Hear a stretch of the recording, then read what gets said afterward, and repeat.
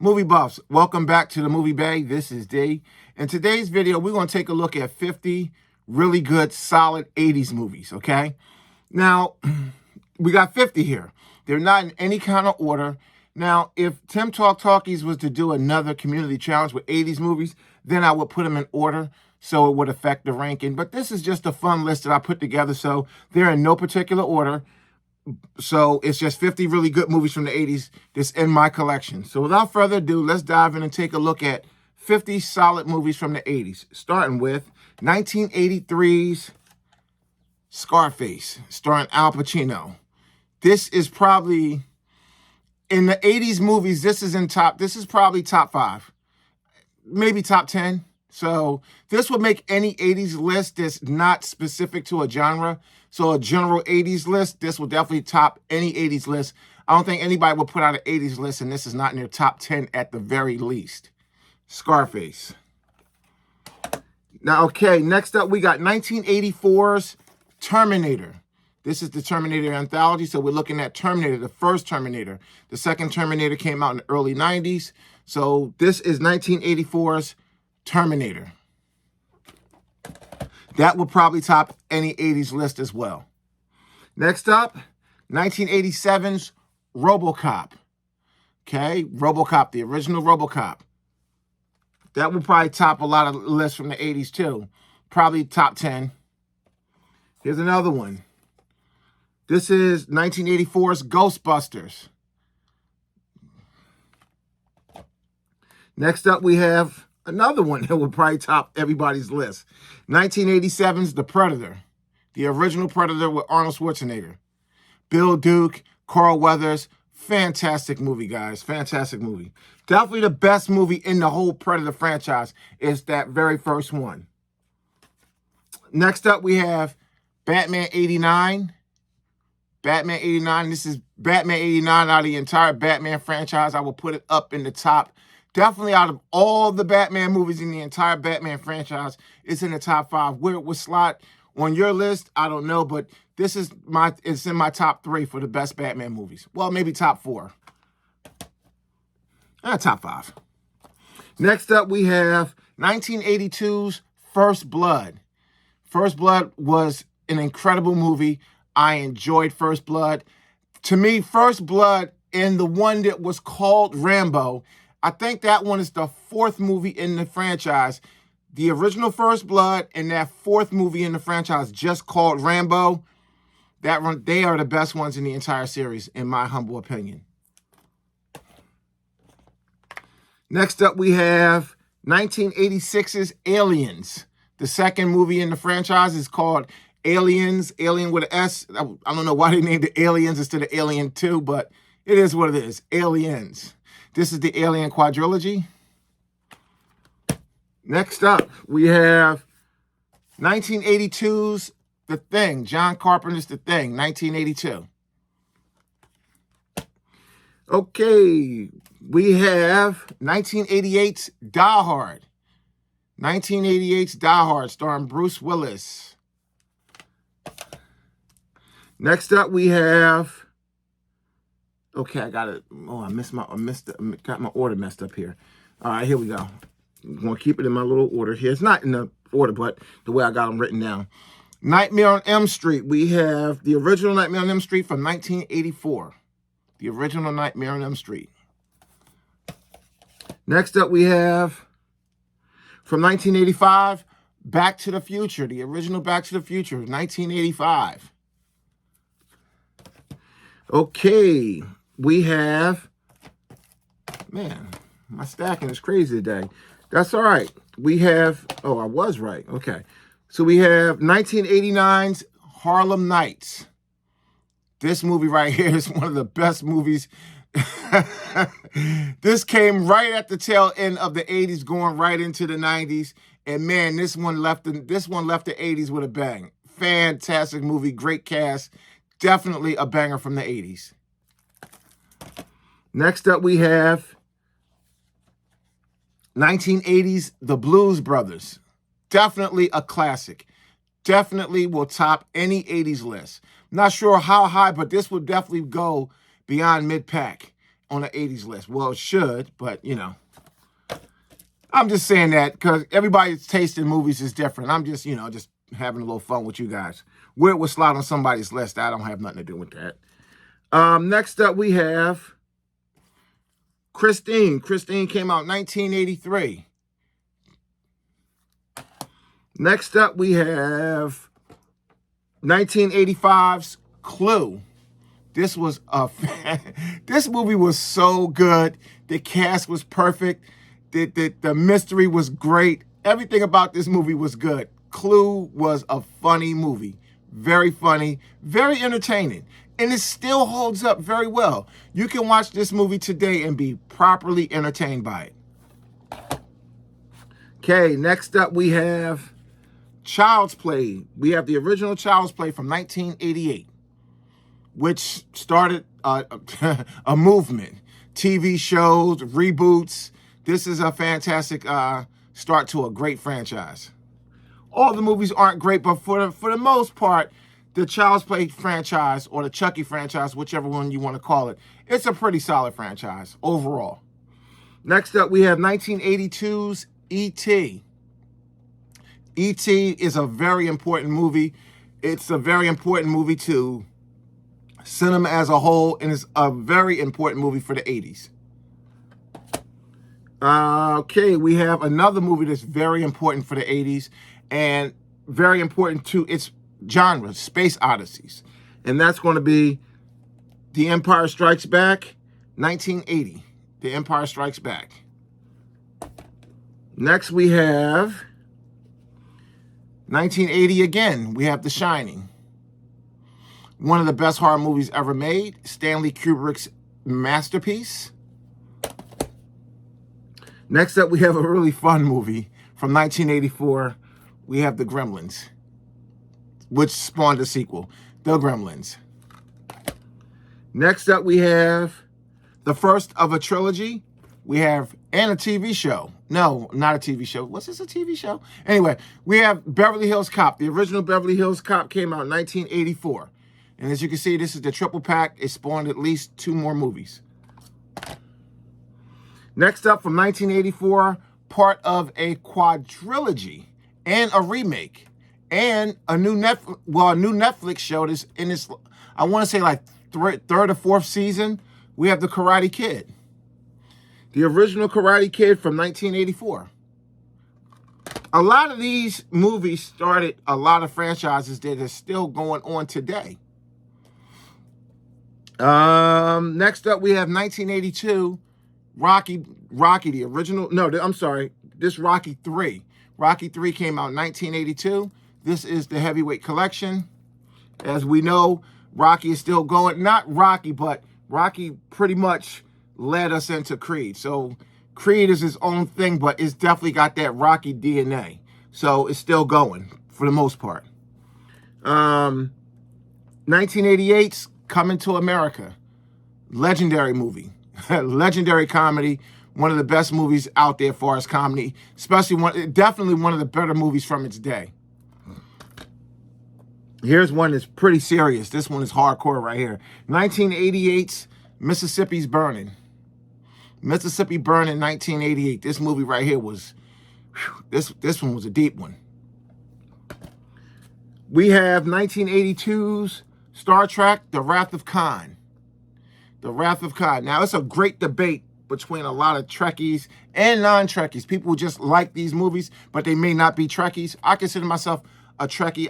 I tend to lean more towards Star Trek than Star Wars. Even though I like Star Wars, but I tend to lean more towards Star Trek. There's always going to be the debate, which is the better of the Kirk timeline, we'll say, the original timeline. So some people say Wrath of Khan is the best. Others would say Undiscovered Country is the best. Well, they're my favorite too.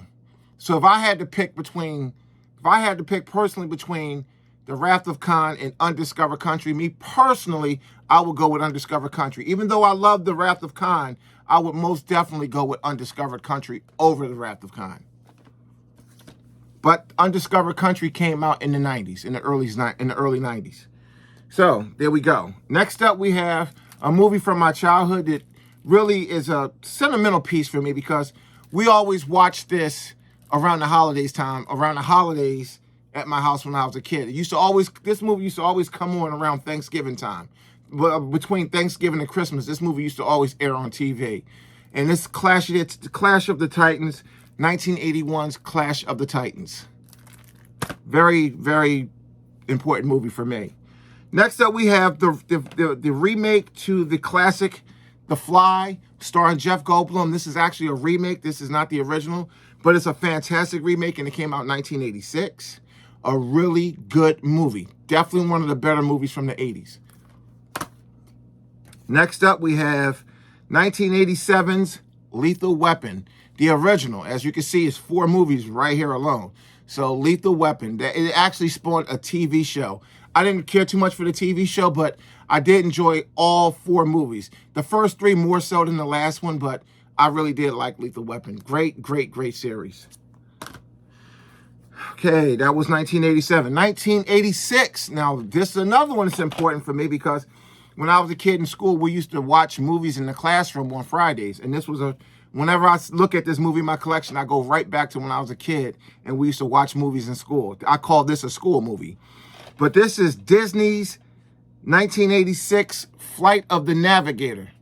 Flight of the Navigator. This is, for me, this holds a special spot in my heart. It's a great movie and it's a great watch.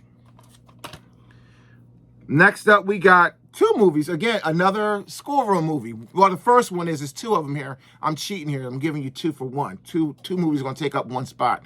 But the first one is definitely a classroom movie for me. And then you got the second one. So we're going to go with Short Circuit 1 and Short Circuit 2.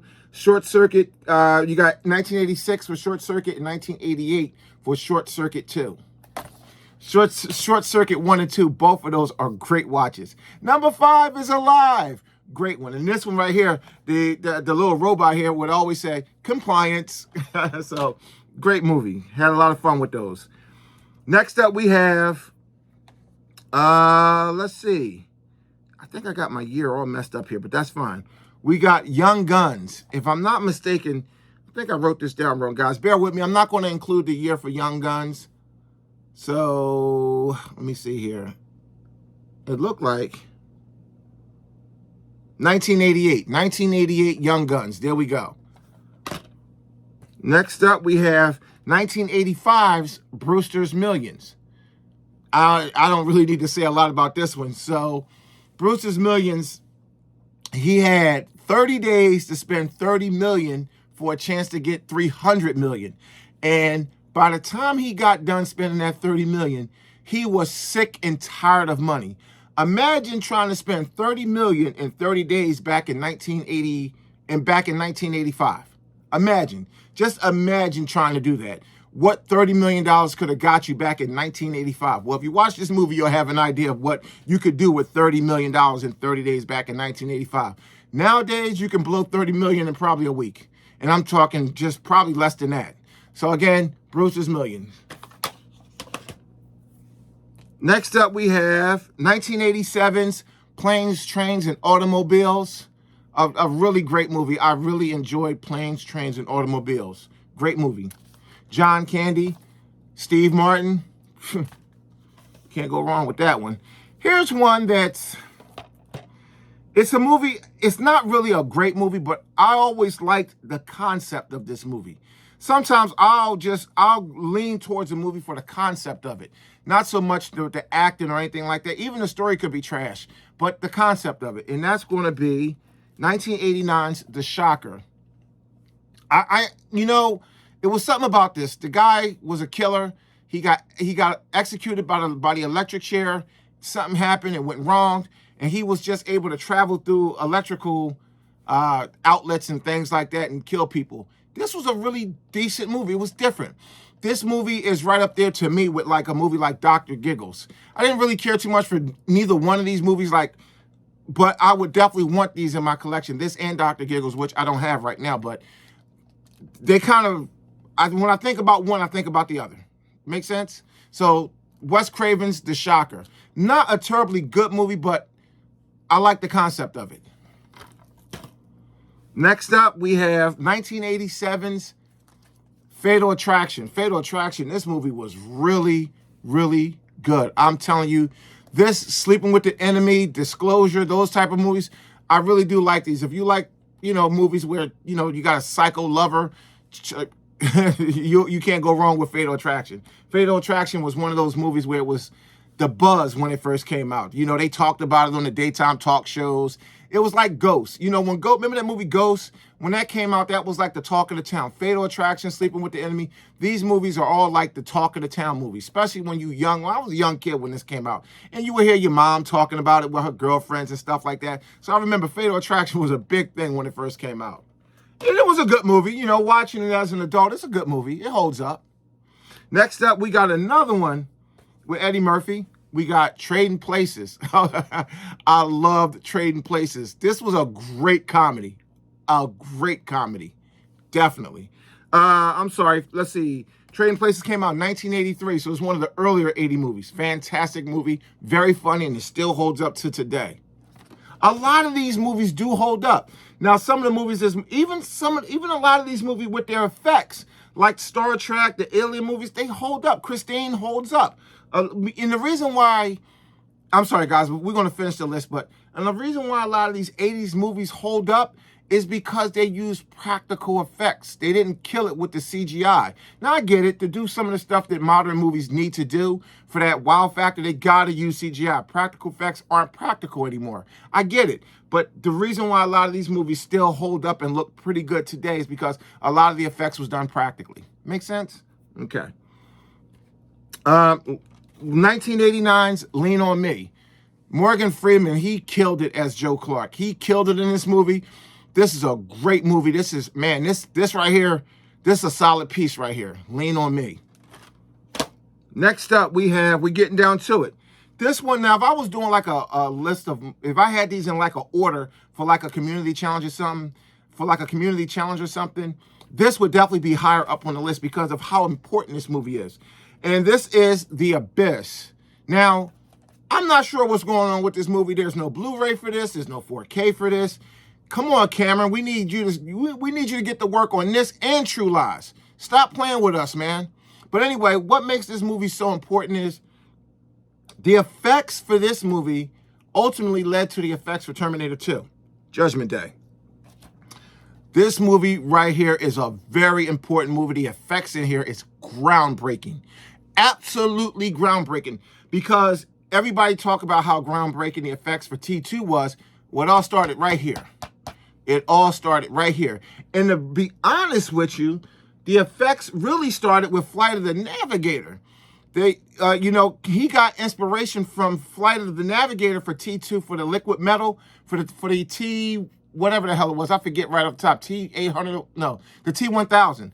He got the idea for that liquid metal, shape-shifted metal from Flight of the Navigator because the ship could change. It was, metallic, and it could change from, the bigger bubble to the more sleek, faster bubble. So it's a lot of effects is traced back to these old 80s movies that laid the groundwork for some of the groundbreaking effects that we saw in the 90s. So the 80s started it all.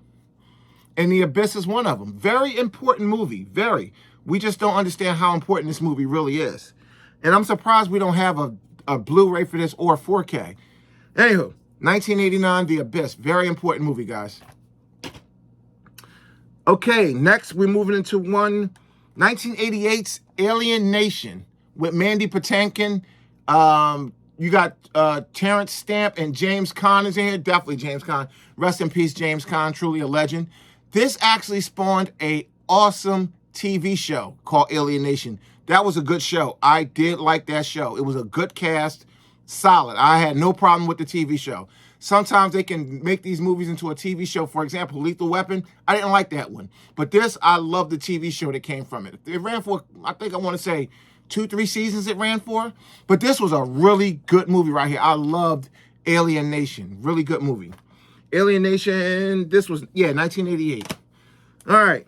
Next up, we got 1989's Glory. This, again, was a really good movie, and it was the talk of the town. This was a good movie when it came out. It was a great movie. Everybody loved it. Denzel Washington really shined.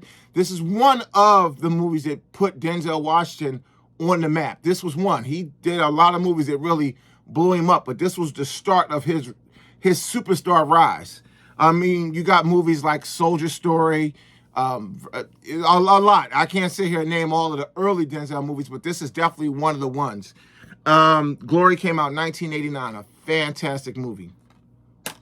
Next up, we're getting down to the bottom here of the list. We have 1989's, again, 1989, Field of Dreams with Kevin Costner. This was a fantastic movie. A great watch then and a great watch now. Next up, okay. So this is a classic from back in the day. And this is 1989. Again, 1989 is killing it. 1989, Spike Lee. This is a Spike Lee joint, Do the Right Thing.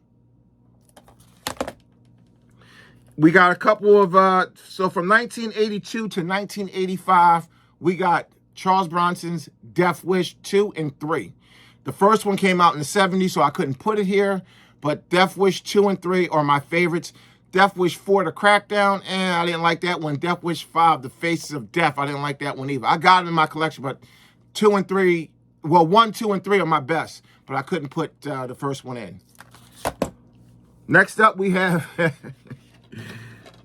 1987's Spaceballs. Yo, Spaceballs, yo, thinking about this movie, it'll make you laugh. This was a great movie. I enjoyed the hell out of Spaceballs. I think you did too.